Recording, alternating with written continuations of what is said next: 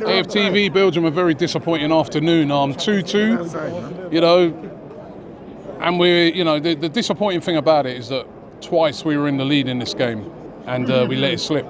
Well, first of all, I'll start saying that if Declan Rice, obviously, as people have been saying, if he's out of injury, I wish him speedy recovery. We want him to come back quickly. And again, today, like somebody said, never ever injured at West Ham. Never ever injured.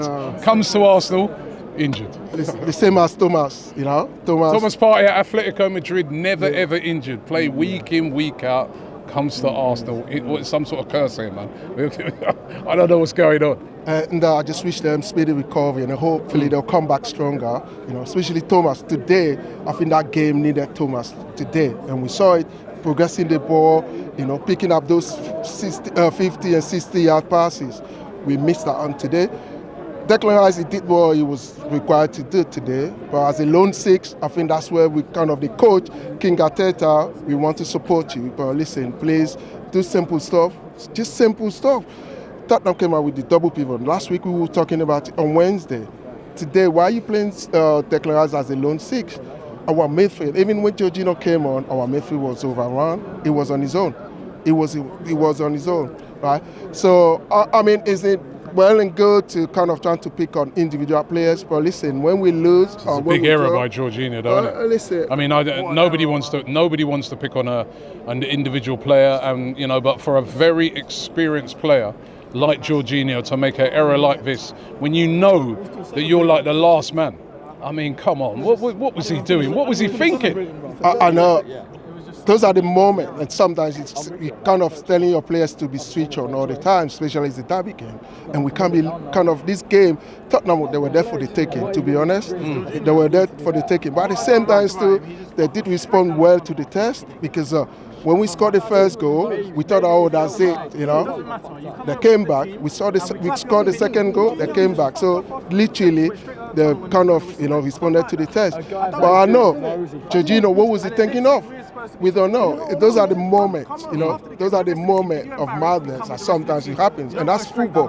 Football is not mathematics. Sometimes you'll be doing well, but it's just like the switch off.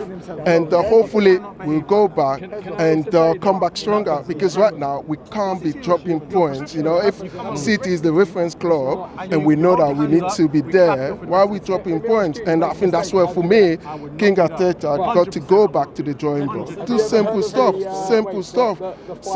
And again, today, his subs, I'm not too sure whether the timing was good. And again, to the personnel that, brought on, I'm not really too sure.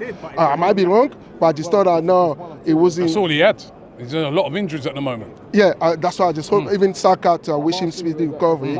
But that's it, because I think we play Champions League game, no problem.